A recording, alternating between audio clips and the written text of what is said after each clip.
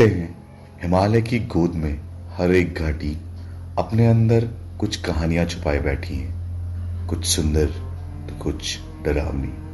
लेकिन आज जो कहानी आप सुनने जा रहे हैं वो आपको सोचने पर मजबूर कर देंगी कि क्या कुछ जगह इंसानों के लिए नहीं होती।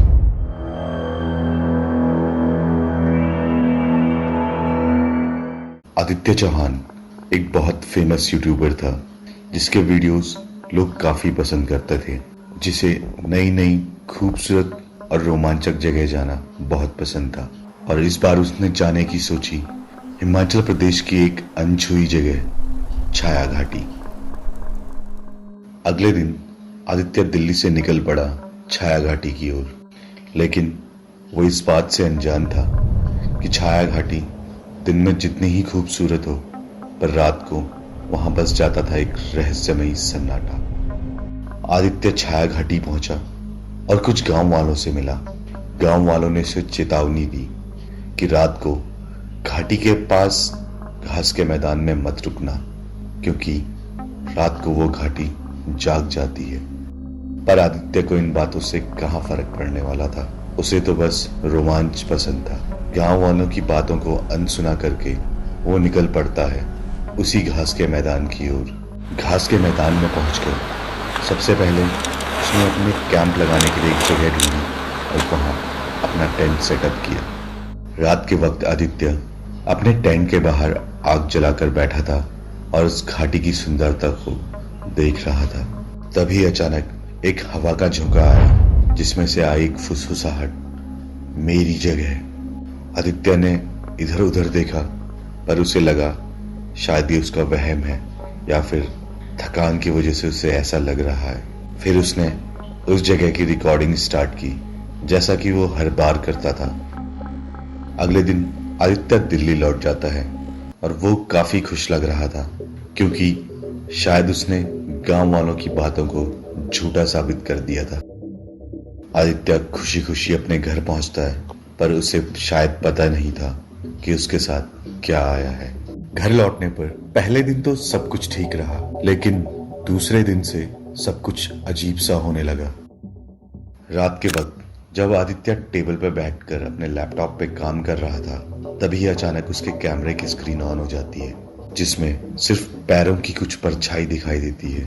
रात के वक्त आदित्य के कमरे का दरवाजा अपने आप खुल जाता था। पहले तो आदित्य ने सोचा ये सब उसका वहम है, लेकिन अगले दिन जब वो सो रहा था उसके कमरे का दरवाजा एक बार फिर से खुला और उस दरवाजे से आई एक अजीब सी परछाई जो आदित्य के पास आते ही गायब हो गई। इससे आदित्य डर गया और वो बाथरूम की तरफ भागा, लेकिन वहां जो था उसने उसे और डरा दिया। जब उसने बाथरूम के आईने की तरफ देखा तो वहां खून से लिखा हुआ था, तू मेरी जगह क्यों सोया। इस सब से आदित्य बेचैन हो गया।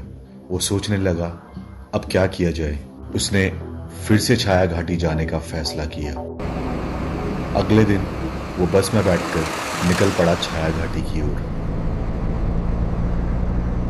गांव पहुंचकर वो गांव के सबसे बुजुर्ग आदमी बीर सिंह से मिला। उसने बीर सिंह को अपनी समस्या बताई और बीर सिंह ने उसे सुनाई एक पुरानी कहानी। 20 साल पहले इस गांव में एक लड़की थी, रमा। रमा बहुत ही खूबसूरत और अविवाहित लड़की थी।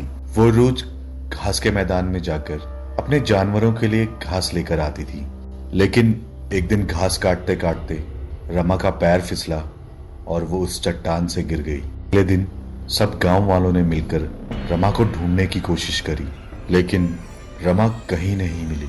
उस जगह पर सिर्फ रमा के खून से सनी हुई दरांती मिली। ये सब सुनकर आदित्य और डर गया। फिर बीर सिंह ने उसे बताया उसे उस पुराने तांत्रिक के पास जाना चाहिए जो जंगल के भीतर एक टूटे हुए मंदिर में रहता है। आदित्य किसी तरह उस टूटे हुए मंदिर के पास पहुंचता है। अंदर जाकर पहले तो वो सहम जाता है, फिर वो तांत्रिक के पास जाके अपनी समस्या सुनाता है। तांत्रिक ने ध्यान लगाकर कहा उसकी आत्मा वहां से गई नहीं, तू उसकी जगह पर सोया था, इसलिए अब वो तुझे ढूंढ रही है।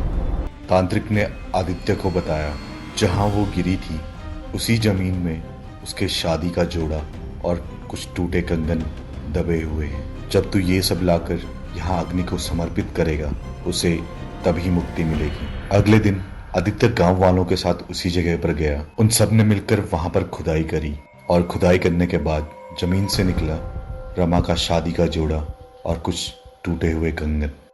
आदित्य वो सब लेकर तुरंत तांत्रिक के पास गया।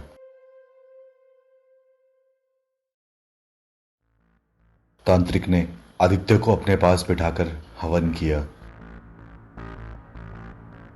तभी आग में से रमा की जलती हुई परछाई निकली। वो आदित्य की तरफ देखते हुए बोली, तू मेरी जगह पे क्यों रुका? वो आदित्य की तरफ अपनी दरांती लेके बढ़ी।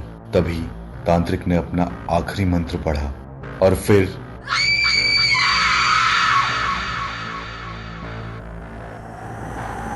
उस चीख के बाद चारों तरफ सन्नाटा।